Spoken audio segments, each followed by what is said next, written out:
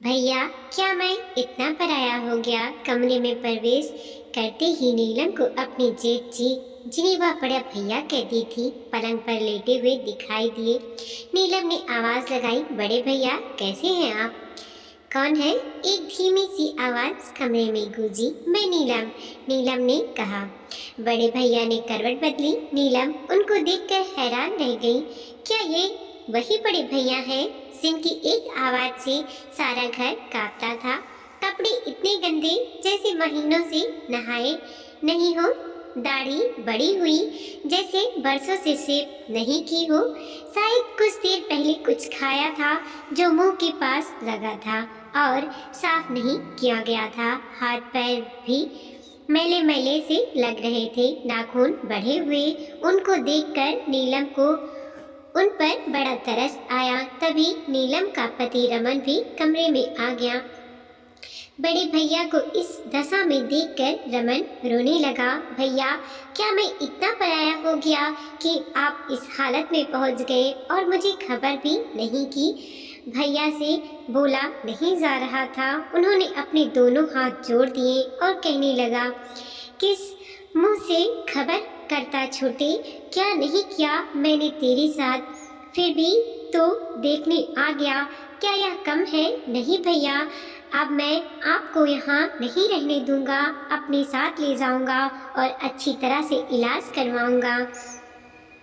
रमन सिसकते हुए कह रहा था। नीलम को याद आ रहे थे वो दिन जब वह दुल्हन बनकर इस घर में आई थी। उसकी माता पिता ने अपनी समर्थता से ज़्यादा दहेज दिया था, लेकिन मनोहर भैया हमेशा उसका मजाक उड़ाते थे।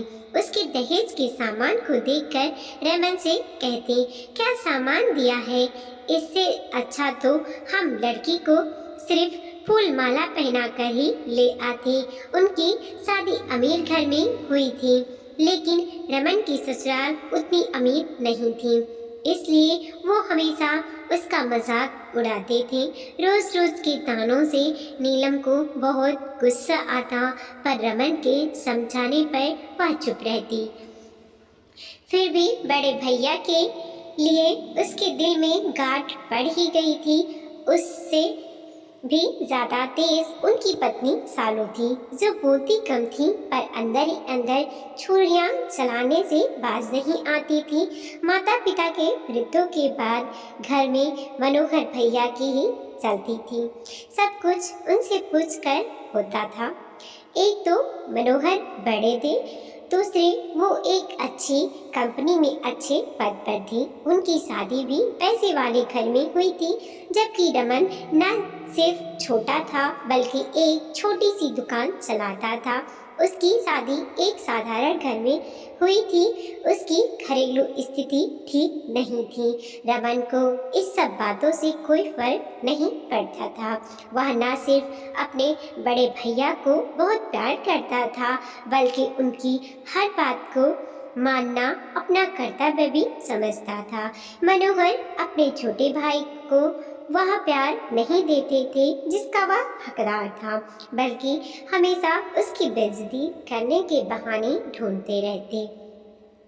वो हमेशा यही जतलाना चाहते थे कि घर में सिर्फ वही श्रेष्ठ है और बाकी सब बेवकूफ है। नीलम कहाँ खो गई? चलो भैया का सामान पैक करो, इनको हम अपने साथ ले जाएंगे। रमन की आवाज़ सुनकर नीलम वापस वर्तमान में आ गई। भैया, प्रिया नहीं आती क्या आपसे मिलने? नीलम ने पूछा। आती है कभी कभी, लेकिन वह भी क्या करे, उसी की अपनी गृहस्थी है। हमेशा तो मेरे पास नहीं रह सकती ना। भैया रुक रुक कर बोल रहे थे। और राजू और पल्लवी कहाँ हैं? नीलम ने पूछा। राजू तो ऑफिस गया होगा और पल्लवी शायद किसी किटी पार्टी में गई होगी। भैया शर्मिंदा से लग रहे थे। नीलम को इस तरह के किसी जवाब की उम्मीद थी। उसे अच्छी तरह याद है जब वह उसकी छोटी बहन सीढ़ियों से गिर गई थी तो वह हड़बड़ाहट में बिना किसी को बताए अपने मायके के घर चली गई थी। बस इतनी सी बात पर मनोहर भैया ने बड़ा बखेड़ा खड़ा कर दिया था कि ऐसा किस भले घर की बहू करती है, क्या किसी को बताए बगैर मायके चली जाए। उन दिनों भैया ही सारा घर संभालते थे। रमन भी अपनी सारी कमाई भैया के हाथ में दे देता था और कभी भी नहीं पूछता था कि भैया उन पैसों का क्या करते हैं, जबकि भैया सबसे यही कहते फिरते थे कि छोटे का खर्चा तो वही चलाती हैं, छोटे की तो बिल्कुल भी कमाई नहीं है। नीलम की सारी अच्छाइयाँ, सारी पढ़ाई लिखाई, सारे गुण सिर्फ एक कमी के नीचे दबकर रह गए कि वह एक गरीब मायके की है। दूसरे पति की कमाई भी साधारण थी। सारे रिश्तेदारों दोस्तों में सालू और मनोहर नीलम और रमन को नीचा दिखाने का प्रयास करते। नीलम को अपनी इस स्थिति से बहुत कोफ्ता होती, पर वह चाहकर भी कुछ नहीं कर सकती थी, क्योंकि रमन उसे कुछ भी बोलने नहीं देता था। एक बड़े पेड़ के नीचे जिस तरह एक छोटा पौधा पनप नहीं सकता, वैसे ही कुछ स्थिति रमन की थी। पिता की मृत्यु के बाद मनोहर घर के मुखिया तो बन गए, लेकिन उन्होंने रमन को सिर्फ छोटा भाई समझा, बेटा नहीं। बड़े भाई का छोटे भाई के प्रति जो फर्ज होता है वह उन्होंने कभी नहीं निभाया। नीलम समझ नहीं पाती थी कि क्या करे। वैसे वह बहुत समझदार और शांत स्वभाव की थी, लेकिन कभी कभी सालू और मनोहर के तानों से इतनी दुखी हो जाती कि उसे लगता कि वह रमन को ही छोड़ दे। रमन का चुप रहना उसे और परेशान कर जाता, लेकिन रमन को छोड़ना तो इस समस्या का हल नहीं था। रमन तो बहुत अच्छा था, बस उसकी एक ही कमजोरी थी कि वह बड़े भैया की हर अच्छी या बुरी बात मानता था और आँख बंद करके उन पर विश्वास भी करता था। रमन के इसी विश्वास का मनोहर ने हमेशा फायदा उठाया। उसने पुश्तैनी मकान भी अपने नाम करवा लिया और एक दिन नीलम और रमन को अपने ही घर से जाने को कह दिया। इतना कुछ होने के पर भी रमन कुछ नहीं बोला और अपनी 4 साल की बेटी और पत्नी को लेकर चुपचाप घर से निकल पड़ा। उस दिन नीलम को अपने पति की कायरता पर बहुत गुस्सा आया, लेकिन जब रमन ही कुछ करने को तैयार नहीं था तो वह क्या कर सकती थी। पर मन ही मन उसने सोच लिया था कि वह इस घर में अब कभी वापस नहीं आएगी और इस घर से बाहर रहकर ही अपनी और अपने परिवार की एक पहचान बनाएगी। अब नीलम की अगली परीक्षा शुरू हो गई थी। घर में पैसों की तंगी बनी रहेगी, यह तो नीलम को मालूम था, क्योंकि संयुक्त परिवार में बहुत से ऐसे खर्चे होते हैं जिनका पता नहीं चलता, लेकिन एकल परिवार में उन खर्चों को निकालना मुश्किल हो जाता है। फिर भी नीलम ने हार नहीं मानी और जुट गई अपना एक समर्थ संसार बनाने में। सुबह मुंह अंधेरे उठकर घर का काम काज करती, उसके बाद कई बच्चों को घर पर बुलाकर ट्यूशन पढ़ाती और फिर रमन के साथ दुकान पर चली जाती। नीलम के अंदर दुकान चलाने की गजब क्षमता थी, जो शायद अभी तक उसके अंदर सुप्त पड़ी थी। उसने अपने मीठे व्यवहार, ईमानदारी और मेहनत से न सिर्फ अपनी दुकान को बढ़ाया, बल्कि रमन का आत्मविश्वास बढ़ाने में भी उसका साथ दिया। बड़े भैया से अलग रहकर रमन को भी एहसास हो गया था कि वह कितना बुद्धू था और बड़े भैया ने उसका कितना फायदा उठाया। मनोहर ने सोचा था कि रमन कभी भी घर से नहीं जाएगा और अगर जाता है तो जाते वक्त उसके आगे हाथ जोड़कर गिड़गिड़ाएगा या फिर नीलम ही कुछ भला बुरा कहेगी। पर वह हैरान था कि दोनों ने कुछ भी नहीं कहा, बल्कि चुपचाप एक दूसरे का हाथ पकड़कर घर से चले गए। वैसे भी वो रमन से चिढ़ते थे कि उसकी पत्नी हमेशा उसका कहना मानती थी, जबकि वह इतना समर्थ भी नहीं था। और एक उनकी पत्नी सालू है, जिसने उनका जीना मुश्किल किया हुआ था। हर वक्त उसे कुछ न कुछ चाहिए, उसकी फरमाइश खत्म होने का नाम ही नहीं लेती थी। मनोहर ने रमन को घर से तो निकाल दिया, पर उनके अंदर आत्मग्लानि का भाव पैदा हो गया था। एक दिन रात को पीकर आए और मनोहर ने रमन को फोन किया, चल छोटे घर आ जा, भूल जा सब कुछ। लेकिन नीलम और रमन ने सोच लिया था कि अब वह उस घर में वापस नहीं जाना है। अब मनोहर को एक नया बहाना मिल गया था अपने आप को बहलाने का, कि उसने तो उन दोनों को वापस बुलाया था, पर वही वापस नहीं आए और गाहे बिगाहे वो अपने रिश्तेदारों को कहने लगा कि वो दोनों अपनी मर्जी से घर छोड़कर गए हैं। नीलम तो हमेशा से ही रमन को उनसे दूर करना चाहती थी, पर अंदर की बात तो कोई भी नहीं जानता था कि यह सब किया धरा मनोहर का ही है। रमन और नीलम ने दिन रात मेहनत की। धीरे धीरे उनकी दुकान एक अच्छे स्टोर में बदल गई थी।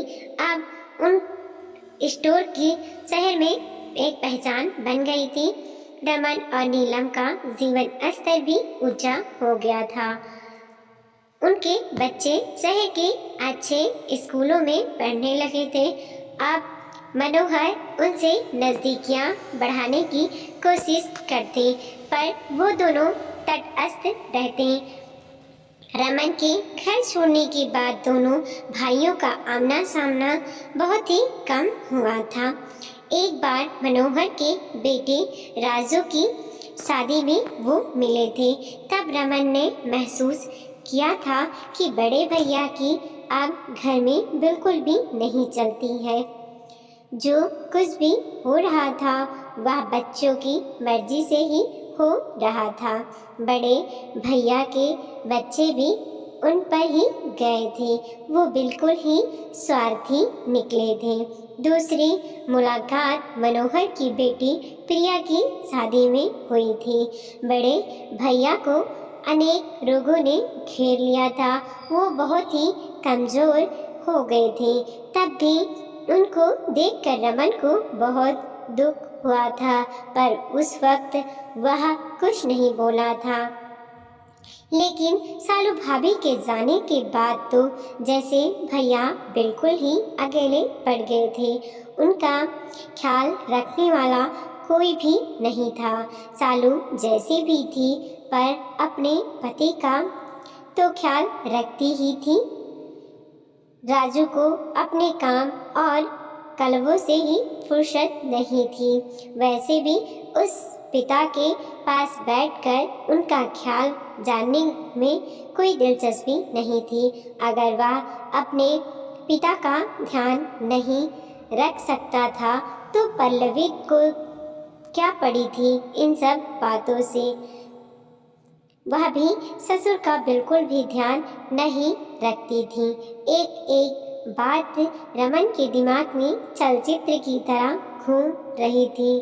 पुरानी घटनाओं का क्रम जैसे ही खत्म हुआ तो रमन बोला, बड़े भैया, कल ही किसी से पता चला था कि आप गुलशन खाने में गिर गए थे।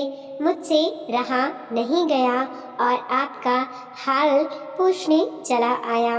रमन का दिल रोने लगा कि खामखा ही वह इतने दिनों तक भैया से नाराज रहा और उनकी खबर नहीं ली, लेकिन अब वह उनको अपने साथ ज़रूर ले जाएगा। लेकिन बड़े भैया ने जाने से इनकार कर दिया। मुझे माफ़ कर दे छोटे, सारी ज़िंदगी मैंने सिर्फ तेरा मजाक उड़ाया है और अब जब मैं बिल्कुल ही मोहताज हो चुका हूँ और मेरे अपने मुझे बोझ समझने लगे हैं, इस वक्त मैं तेरे ऊपर बोझ नहीं बनना चाहता।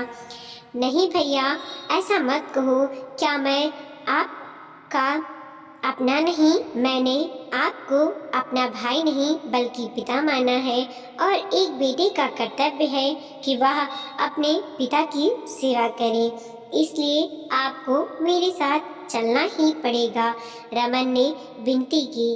तभी नीलम भी बोल पड़ी, भैया, आपको हमारे साथ चलना ही पड़ेगा।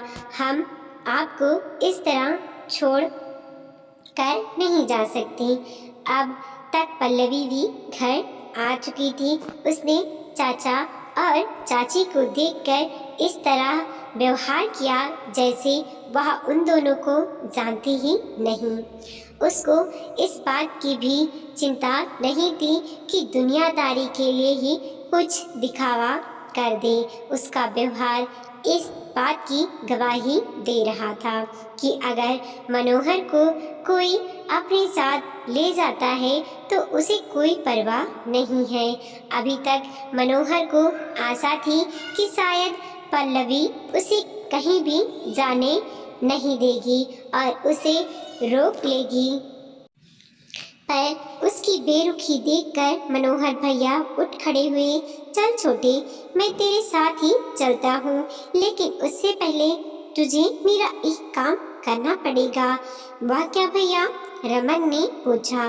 तुझे एक वकील लाना पड़ेगा क्योंकि मैं यह बंगला तेरे नाम करना चाहता हूँ, जो धोखे से मैंने अपने नाम करवा लिया था। मनोहर ने कहा, लेकिन मुझे यह घर नहीं चाहिए भैया, मेरे पास सब कुछ है। रमन ने कहा, मैं जानता हूँ छोटे, तेरे पास सब कुछ है, लेकिन जिंदगी ने मुझे यह सबक सिखाया है कि किसी से भी धोखा से ली हुई कोई भी वस्तु सदैव दुख ही देती है। मैं इतने सालों तक चैन से नहीं सो पाया और अब चैन से सोना चाहता हूँ, इसलिए मुझे मत मना करना और अपना हक वापस ले लेना। यह सब सुनकर पल्लवी के तो होश उड़ गए। उसे लगता था कि उसके ससुर का तो कोई अपना है ही नहीं जो उन्हें अपने साथ ले जाएगा और इतना बड़ा बंगला सिर्फ उसके हिस्से ही आएगा। लेकिन ससुर की बात सुनकर उसे लगा कि इतना बड़ा घर उसके हाथ से निकल गया। उसने फटाफट बहू होने का फर्ज निभाया। उसने मनोहर को रोकने की कोशिश की, पर मनोहर ने कहा, नहीं बहू, अब नहीं, अब मैं नहीं रुक सकता। तुमने और मेरे बेटे ने मुझे बिल्कुल ही पराया कर दिया है। इस बूढ़े और लाचार इंसान को अब अपनी मतलब के लिए इस घर में रखना चाहते हो? नहीं, इस घर में तड़प तड़प कर मरने से अच्छा है मैं अपने भाई के साथ कुछ दिन जी लूं।